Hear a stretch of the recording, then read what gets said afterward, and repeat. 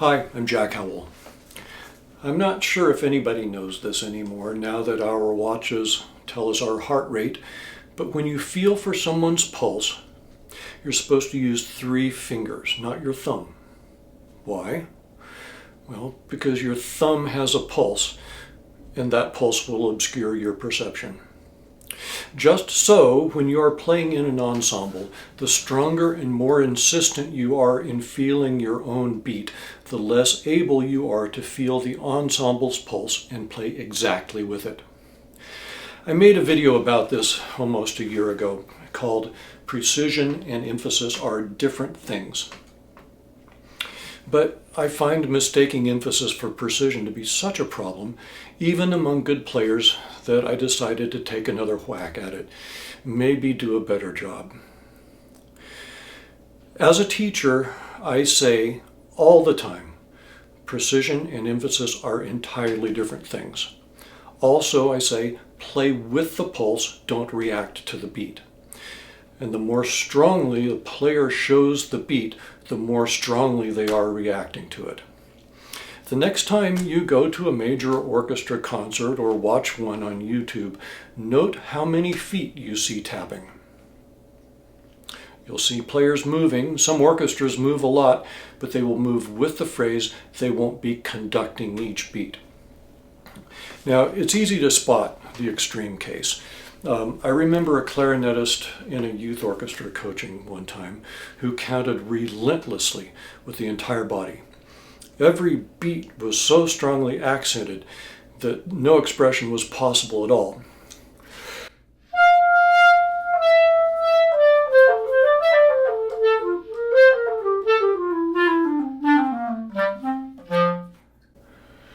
Which sounds like I'm mocking, but that's not an exaggeration. The player was neither accurate nor anywhere near the group, and I couldn't get the player to stop. Now, I'm sure this was not the player's idea. I'm sure that at some point some well-meaning 6th grade band director had yelled, "Come on, kids, play together, feel the beat." And this player had probably been praised for really feeling the beat. But now the player couldn't play at all without this huge emphasis on every beat, and it was musically crippling. I can think of many more subtle examples, but the effect of this flawed rhythmic sense is the same. The player's primary reference is to an internal beat to which they react, and then they try to align this with the ensemble's pulse, which sounds logical. But remember the analogy of feeling for the human pulse. When things get misaligned, the beat-dependent player beats even more emphatically, trying to be precise. And this emphasis decreases their ability to feel the communal pulse. The player tries to adjust one beat at a time, faster, slower, and they wind up with this curb-banging series of overcorrections. Like any great musical ensemble, whether it's a rock band or a jazz combo or a string quartet, an orchestra is a hive mind. It plays together not by 100 individual beats adjusting to each other. It plays by 100 players surrendering their own individual beats to the communal pulse, and then playing with great rhythmic character and integrity and making great individual contributions within that framework. The player who is continually reacting and correcting rather than joining and anticipating creates a ripple effect and lots of frustration. Wait a minute, you're saying, what about the conductor? Doesn't everyone just follow the conductor? That's an interesting question. Watch some videos of major orchestras, go to concerts if you can, and answer that for yourself. The ensemble responds to the conductor. The player's rhythmic allegiance is to the ensemble. If the conductor is a half beat ahead of the orchestra and you try being that one good soldier to follow the stick and show everyone the beat, well, good luck with that.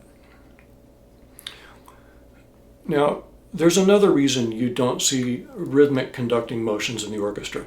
It pisses people off. I've been guilty of this twice in my career, or maybe I've been guilty of it more times. I've only been told off for it twice. And it wasn't when I was playing, it was when I was counting rests. First, in New Zealand, I found myself, when counting rests, I found myself phrasing with the right hand. I thought very surreptitiously, but the principal bassoonist told me in no uncertain terms that he already had one conductor. He didn't need another. So I took that seriously, and I thought I had trained myself out of that habit. But when I was first playing bass with the PSO, we were on tour, and we had some small stage with steep risers, like Music Verein, where some of the cello section wound up above and behind me. At one break, the personnel manager told me that a cellist was complaining about my hand motion. My first reaction was defensive, because I didn't think I was moving at all, and why not just not look at my hand? But I realized that, like an itchy nose, once an irritant catches your attention, it becomes impossible to ignore, and eventually it drives you nuts. So I stopped. That's not to say that all movement is bad. Only movement that you can't stop is bad. Orchestral players are not statues, and movement is an important part of the communal pulse, but there's a hierarchy and there's a limit. The principal strings are sort of lieutenant conductors, and they have to move for their sections. To a lesser degree, wind players count on principals for visual cues. But you'll see phrases and entrances, not beat patterns, and the movement decreases as it goes down, as it's transferred down the line. If you see a second player moving more than a principal, something is not right. As my college math professor used to say, so far, so what? Most of us, especially young players who don't have full-time jobs, spend more time in the practice room than on stage. Without an external reference like a great orchestra to play with, it's easy for idiosyncrasies and bad habits to arise and to become ingrained. If you fall into this category where you have way more practice time than stage time, I have two suggestions. First, watch yourself in the mirror as you practice. It's difficult to see yourself as others see you, but if you see some metronomic motion that you can't stop, your rhythmic sense is flawed. I'm not categorically opposed to foot tapping or expressive finger motion, but if you can't play without tapping your foot or flying your elbow or shrugging your shoulder or flapping your hands with every beat, your rhythmic sense is flawed, and it's not just visible, it's audible. Assuming you want to stop that, begin simply by reducing the number of beats. That brings me to my second suggestion. I also made a video about a year ago called Metronome, Friend or Foe. Let's say you're practicing the first movement of Beethoven 6. Here's one metronome.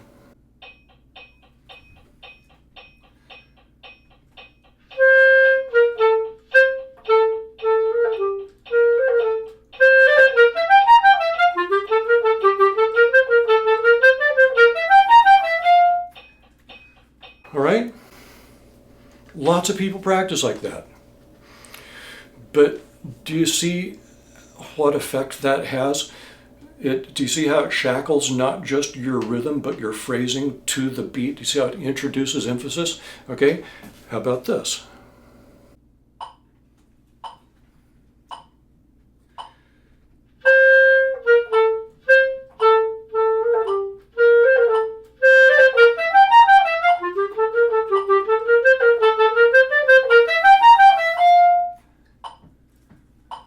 Okay, isn't that better? Do you see how that makes us responsible for phrasing as well as rhythm? Do you see how anticipating the larger pulse creates a natural response to the rising sequence? Okay, how about this?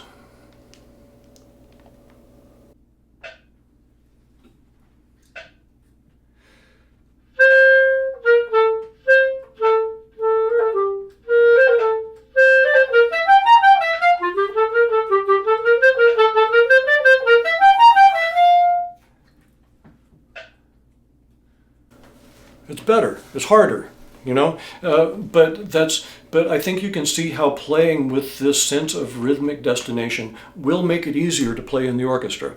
And it will also give the audition committee a greater sense of confidence that you're the one. It's the difference between stepping into a new musical situation and people feeling like you've played together for 20 years and, well, people not feeling like that. So, precision and emphasis are entirely different things. Play with the pulse, don't react to the beat. Join the hive mind. Go get 'em.